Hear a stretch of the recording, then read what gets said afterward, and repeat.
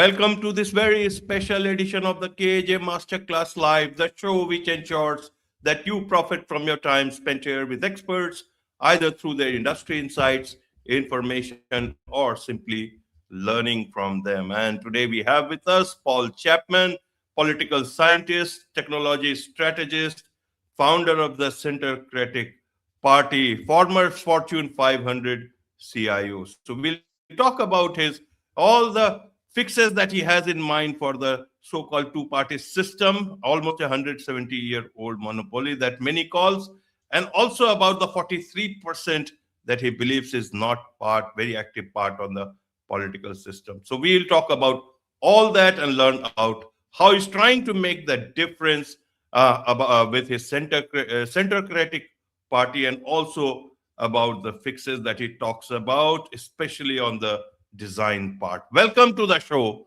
Paul. Well, thank you for inviting me, Ajay. This is great. Good afternoon. It's almost midnight here in California, and I'm so excited about having the opportunity to talk to you about the Centercratic Party. And Absolutely. And it's kind of interesting too, because here in the United States, if someone says, "Hey, I'm starting a third party," you get this strange look on people's faces. Mostly, they look the other way because they're thinking in their minds, "Oh my gosh, this guy must be crazy." And there's a good reason for it, because for the entire history of this country, it's been a two-party, situation, the Democrats and the Republicans. There hasn't been much success of a third party making any sort of headway, and for good reason too. The original two parties pretty much filled the needs of most Americans. You had the Democrats, and for the most part, they covered from the very liberal up to the moderates, and then likewise you had the Republicans that covered from the very conservative up to the moderates. A third party coming in, there wasn't room for him at all. But something fundamentally has changed, and it's taken 50 years for that change to happen, but something has fundamentally changed. And it didn't happen overnight. And in fact, it took a good 50 years for this change to come about. And it wasn't one thing, but it was a whole number of things that has brought about this change. And what has happened is that our two political parties have fundamentally gone to the extremes.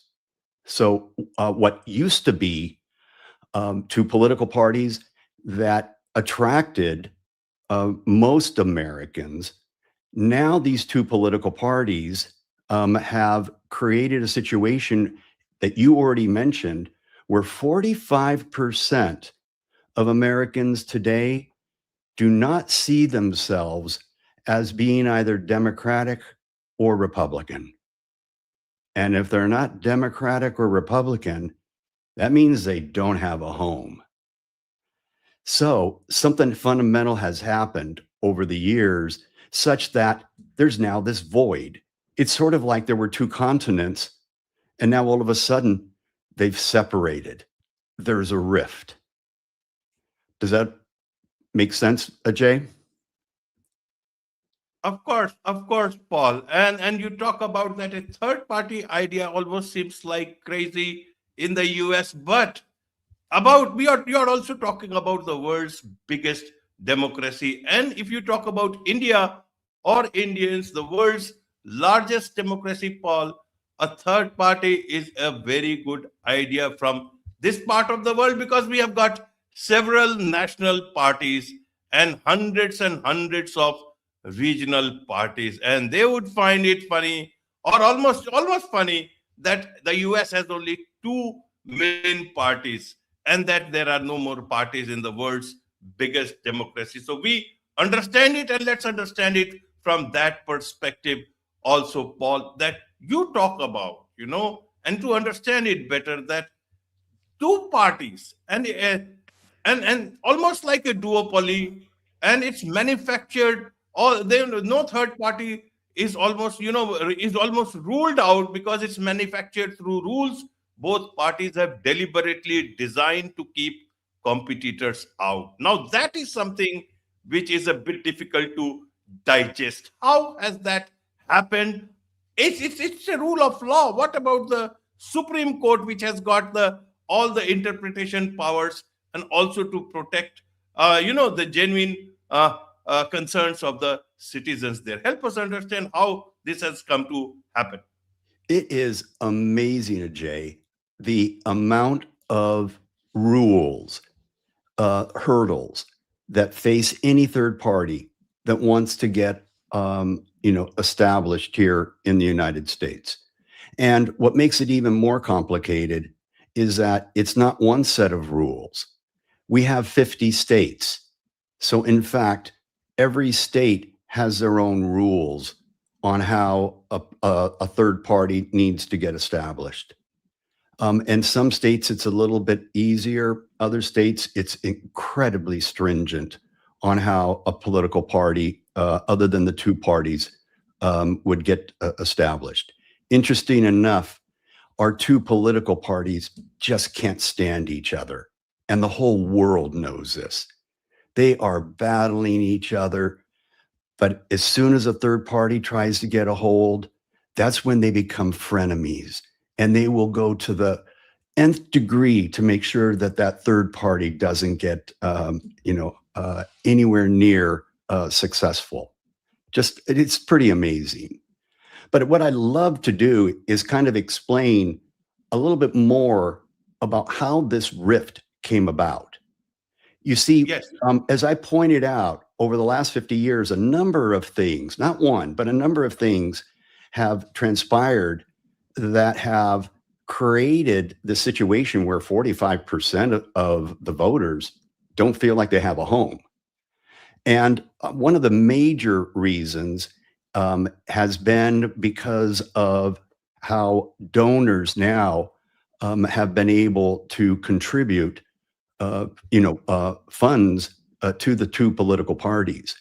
There's something called political action committees, PACs, super PACs, and a lot of that funding now is anonymous. And not only that, there is a significant amount of money that's being poured into these two political parties and to the candidates themselves. And they're from donors that and from groups that are on the fringes. They are those sort of organizations that are on the extreme. And they're expecting the politicians, they're expecting the parties to adhere to their agendas. That is why these two political parties, whether we're talking about MAGA, whether we're talking about the progressives on the Democratic side, have been shifting ever so more to the extremes. So that's one, just dealing with the financing. The other thing is just what's happening in terms of social media, the internet. You've got now so many ways for voters to be getting their information. Used to be back 50 years ago, you only had 3 television stations. You had your typical newspapers and so on. Now look at all the sources of information. And so that has created an incredible amount of polarization within the country as well. And then, adding to that, you've got what has happened here, and you or probably have heard this term gerrymandering. Yes. And Yes. that has also really had an impact throughout the United States in solidifying a lot of the political parties, such that they're kind of locked in on the positions for both the political parties, both the congressional districts themselves, making it more and more difficult here, for to really effectively compete, when it comes to the congressional districts. So those are some of the main things that have created this rift, and for the 45% of Americans to feel that, in fact, they just don't have a home. They don't see that themselves as either Democratic or Republican. That has created an opportunity for a third party. And that is where I see a great opportunity for the Centercratic Party to come in and fundamentally help in terms of providing a voice of reason that doesn't exist today within the political system. And as part of that, I see the Centercratic Party. And by the way, Centercratic Party, that's Centercratic.party. Right out there, we've got the entire infrastructure in place right now for this third party. The difference between the Centercratic Party and the Democratic and Republican Party is that we are based on 9 principles. If you go out and to the Democratic Party website, you go out to the Republican Party website, what you won't see are any principles. What you'll see is an ask for money. What you'll see when you go out to the Republican Party website is a wonderful photo of Donald Trump asking for money. If you go out to the Democratic Party website, you will see a lot of bashing of Donald Trump and an ask for money. If you go out to the Centercratic Party website, you're going to see a website talking about how we're going to solve the nation's problems. You're going to see where we talk about our 9 principles. And for a moment here, I'd like to just quickly take you through those 9 principles, because I think it's fundamental. And again, I won't going to read them all in detail, but number 1 is about debate with facts and dignity. Number 2 is seek unity with broad support. Number 3 is to safeguard our democratic system. Number 4 is to limit terms for accountability. Number 5 is to protect election integrity. Number 6 is one law for all. Number 7 is govern with a balanced approach, which means making sure that you're stopping the heavy-handed control. At the same time, you're not completely withdrawing government in certain areas. Number 8 is to defend our freedom. And then number 9, and I'm glad that we're on this global show, and that is to exemplify global leadership. We stand by the 9 principles. If you go out to the other 2 political parties, there are no principles. The most you're going to find from those 2 political parties are what are called the platforms. And what they do is they get together every 4 years as part of the presidential election, and they put together their stance on what are those major issues of that day. Believe it or not, if you go out to the Democratic Party website right now, they are still flashing the platform for Joe Biden and Kamala Harris. No kidding. I went out there just about an hour ago before this show, and that's what they're marketing right now. It just so happens it's 2026, but there is Biden and Harris that they're still showing to the Americans here today.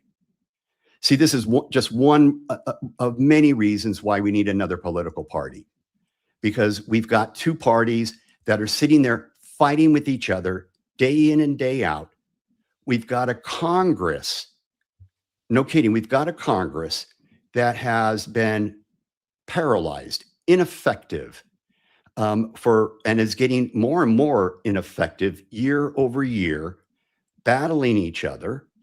It is now time to have a political party that can help in terms of getting things accomplished. I'll Absolutely. pause for a moment, Ajay. Yeah.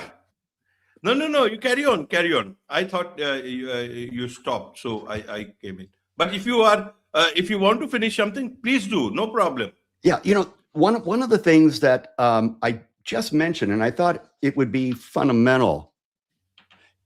A lot of people here in the United States are incredibly excited about the November elections.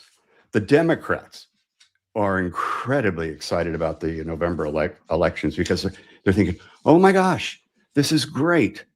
The Democrats are going to take control of Congress. That's going to bring about tremendous change. It's not going to change anything.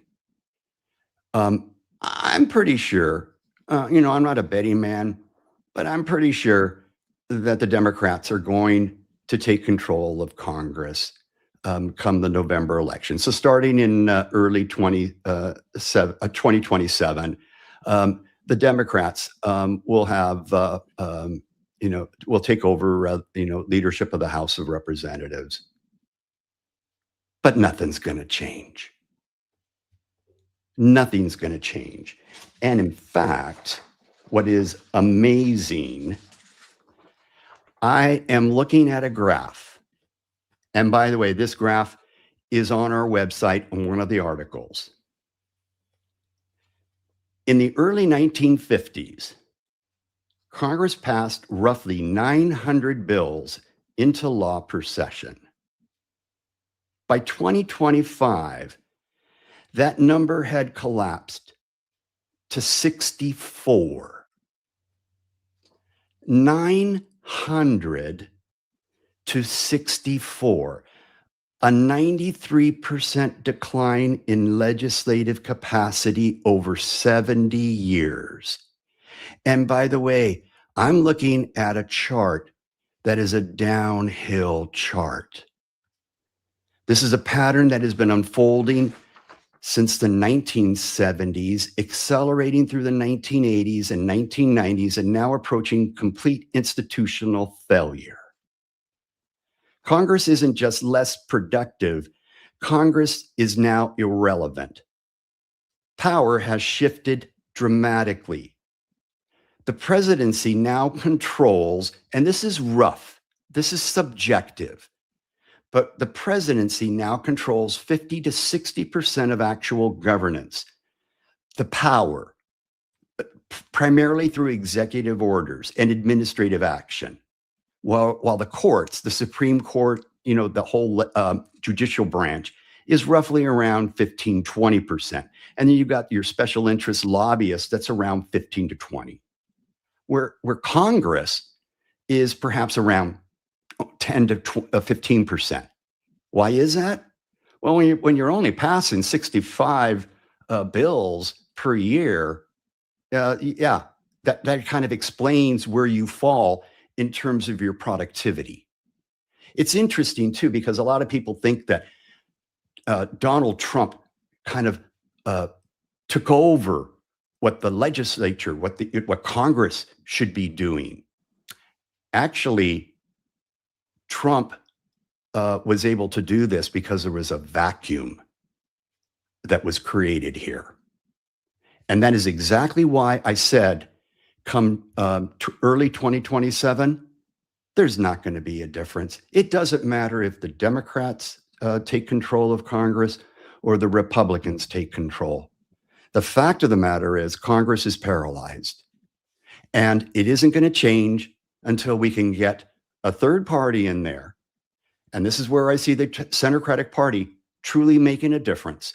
If we can get at least 5 House members in there to serve as a wedge, so that now we don't have it split down the middle, this is where we can broker deals and truly get work accomplished, whether we're talking about healthcare, talking about immigration, talking about Social Security, talking about the tremendous debt that America needs to solve for the long haul, doing something about not just student loans, which is an effect of a bigger problem, but the larger, educational issues that we've got throughout the entire country that we've got to solve as well.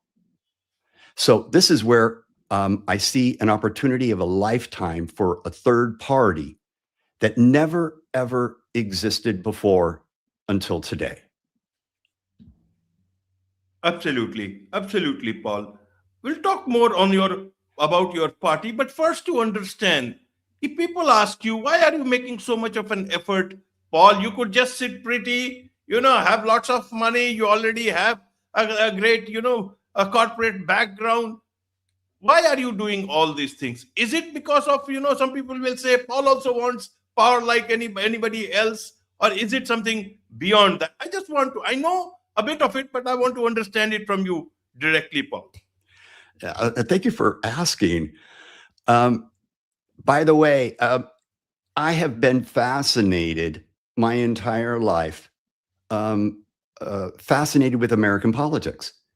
As you probably know, all of my degrees are in political science. And in Yeah. fact, I was working on my PhD in political science at UCLA, and I had to give it up and get a job in, information technology. Not like I'm complaining, because I just love IT. But my real passion, my true passion is, political science. And I've been observing this all along for over 10 years. And so it's not just a passion. It's not just a hobby. It's just, it's like an obsession for me. So that's why I'm doing it. And I'm looking at the craziness going on here in America, and everybody around me, by the way, Ajay, has been just complaining. Oh, it's amazing. Whether it be friends, family, I mean, you name it, everybody's complaining, waking up and just complaining. And so I thought, well, rather than complaining, why don't I do something about it? And so that's what I'm doing. And so I've Absolutely. gotten a few folks together, volunteers, and so this is what we've done.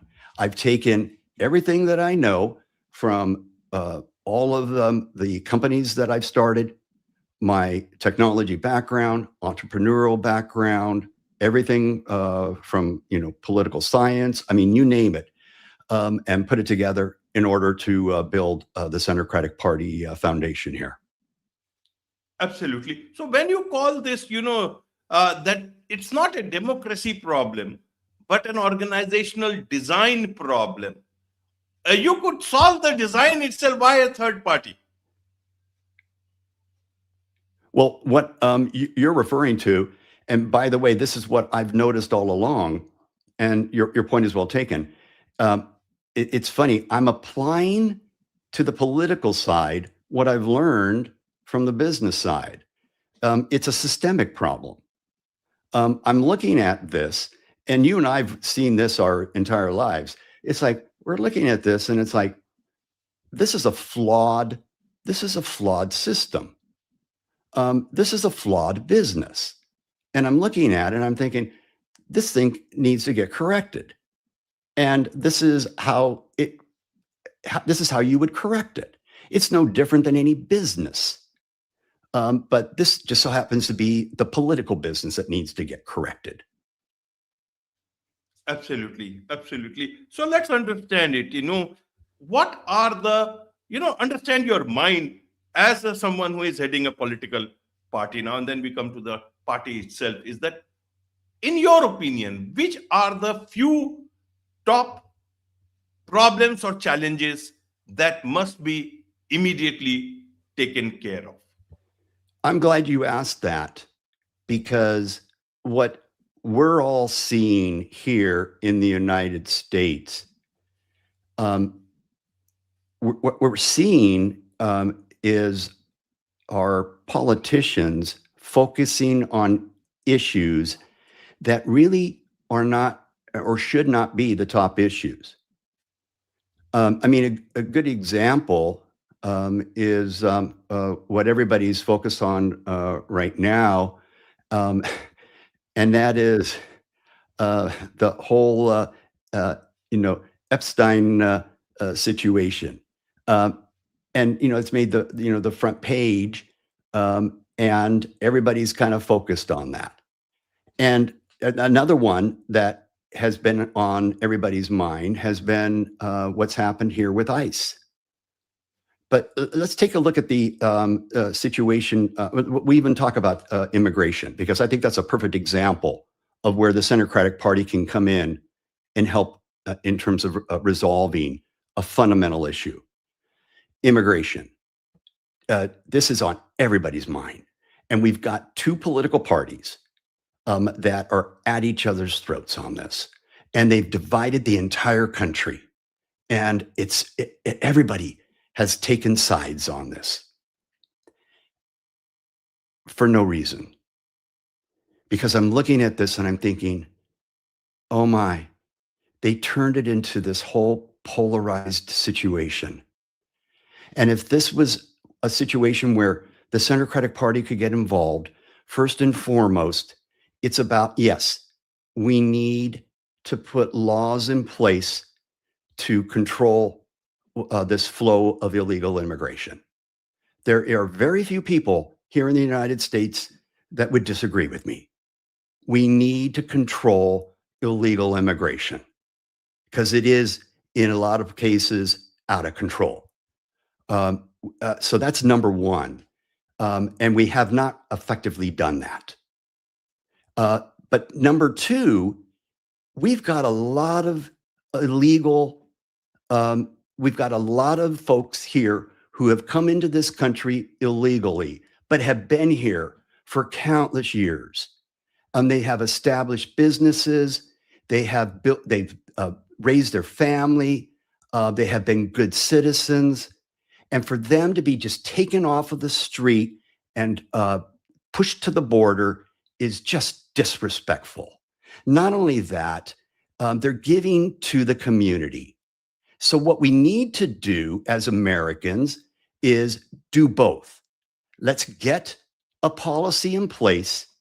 Let's make sure that we're handling immigration the way it needs to be handled. But then let's also solve how we're going to treat those in the country today with utmost respect, and make sure that we're solving immigration for the long haul. This country was built from immigrants, and we're going to need immigrants going forward here. But we got to do it in a way that's sensible.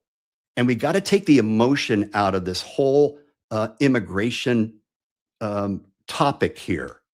And we got to get adults in the room and solve it permanently. This is how the Centercratic Party can weigh in on this and make a difference here for the United States. Absolutely, Paul. Absolutely. Now, in terms of your challenges coming to the party itself, formed in 2024, how has been your journey, till now as a party founder? Help us understand how, because you said the two present system is like that any third party is very difficult to find its place within this two party system. How have you managed to navigate this path? What are the challenges that you are facing? What are the questions people are asking? Help us. And it's not easy to, answer many questions in today's time because the questions are so many. Yes. And that is also why you and I are talking right now, because the most important thing I can do as the founder and the executive director of the Centercratic Party is to get out there and get the message out about the party. That's first and foremost. Any new political party faces a number of challenges. One being just name recognition.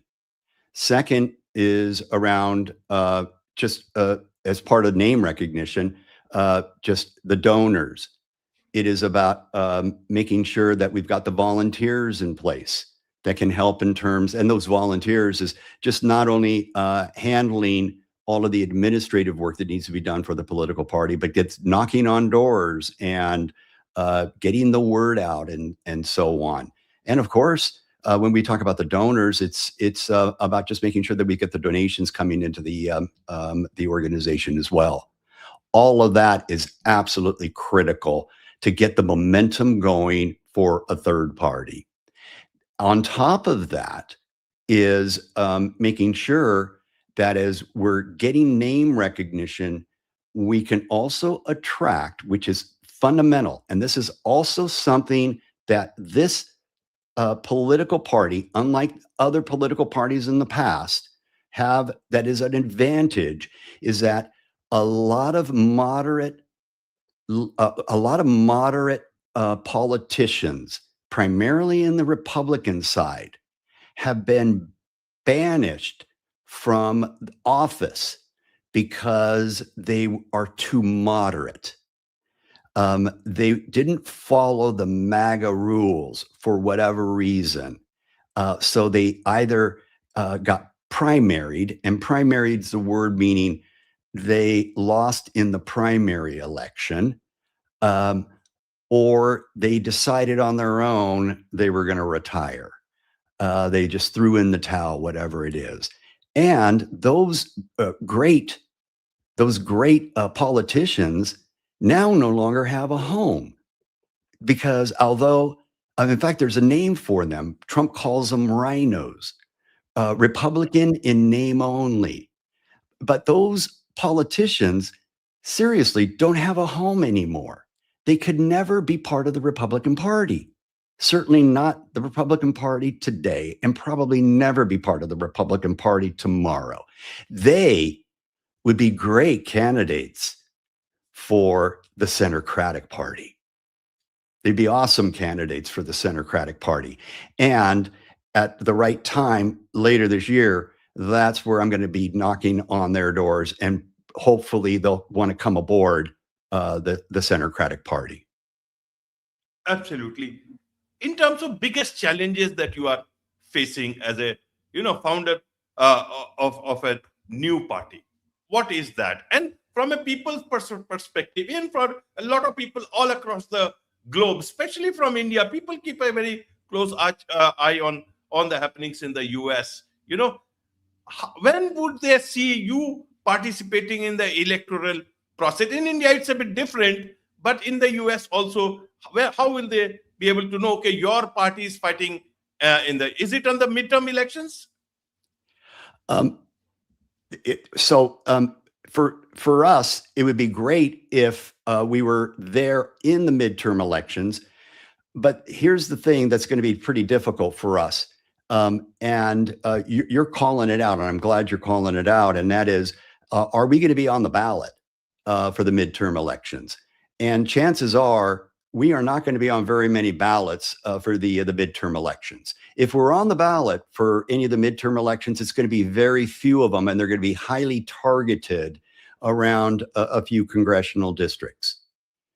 Our goal this year is not necessarily to try to win everything over. Our goal this year is name recognition, getting a foothold in this this whole rift area that I was referring to. And if we could win, oh my gosh, that would be amazing. If we could win 3, 4, maybe even 5 of the House seats, that would be a victory beyond imagination. But that would be targeted just in those 5 congressional districts, nothing more. Absolutely. And again, I'll tell you, the most difficult thing I face is the perspective of most Americans. It's this hardened perspective, and I have to break it. And that is this hardened perspective that a third party has no chance of success in this two-party system.